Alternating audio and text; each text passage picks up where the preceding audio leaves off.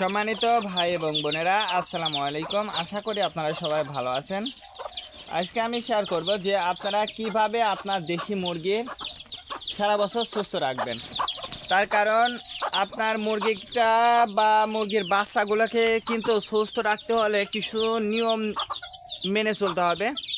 তার কারণ আপনাকে কিছু ঘরোয়া চিকিৎসাটাও দিতে হবে। যদি এই দুইটা বিষয় আপনি মেনটেন করতে পারেন তাহলে দেখবেন যে ইনশাল্লাহ আপনার একটা মুরগির বাচ্চাও মারা যাবে না, যদি আপনারা এই দুইটা নিয়ম ফলো করেন।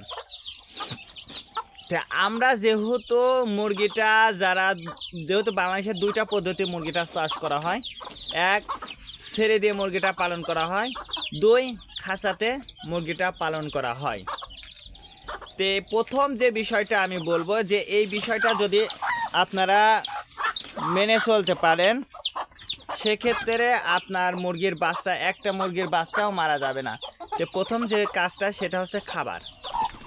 আমরা কিন্তু দেশি মুরগির বাচ্চাগুলোকে আমরা কিন্তু পর্যাপ্ত পরিমাণ খাবার দিই না।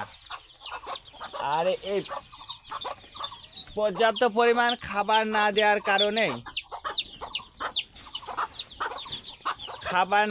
কারণেই কিন্তু আমাদের মুরগির বাচ্চাগুলো মারা যায়।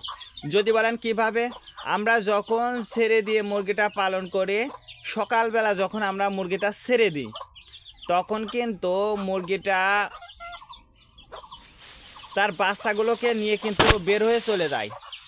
আর মুরগির বাচ্চাটা বের হয়ে চলে যাওয়ার কারণে ওই বাচ্চাগুলো কিন্তু পর্যাপ্ত পরিমাণ খাবার পায় না, বা ওই বাচ্চাগুলো কিন্তু পর্যাপ্ত পরিমাণ খাবারটা খেতেও সময় পায় না। তার কারণ তার মা কিন্তু তাড়াতাড়ি করে খেয়ে চলে যাবে, আর ওই বাচ্চাগুলো কিন্তু তাদের পেট ভরাইতে পারে না, যেহেতু তাদের মুখটা ছোট এবং তাদের খাবার খেতে কিন্তু অনেক সময় লাগে। এই জন্য আপনাদের ফার্স্ট কাজ হবে যে বাচ্চাগুলো ধরে রেখে কমপক্ষে 1 ঘন্টা আপনাকে ধরে রাখতে হবে। ধরে তারপরে আপনারা ব্রয়লার মুরগির ফিডটা দিবেন, দেখবেন যে আপনার মুরগির বাচ্চাটা ঠিকমতো খাবে। দ্বিতীয় কাজটা হচ্ছে পানি। আপনি যদি আপনার দেশি মুরগির বাচ্চাগুলোকে পানি দেন সেটা পরিষ্কার পরিচ্ছন্ন পানি হতে হবে। আপনার যদি শীতের সময় হয়ে থাকে তাহলে অবশ্যই কুসুম কুসুম গরম পানি দিতে হবে। আর যদি গরমের সময় হয় তাহলে কিন্তু অবশ্যই আপনাকে টিউবওয়েল থেকে বা মোটর থেকে একদম টাটকা পানিটা যদি আপনারা আপনার মুরগির বাচ্চাগুলোকে দেবেন, দেখবেন যে আপনার মুরগির বাচ্চা রোগ প্রতিরোধ ক্ষমতা বৃদ্ধি পাবে এবং আপনার মুরগির বাচ্চাটা অসুস্থ হবে না ইনশাল্লাহ। আজকে এ পর্যন্ত ভালো থাকবেন। আল্লাহ হাফেজ।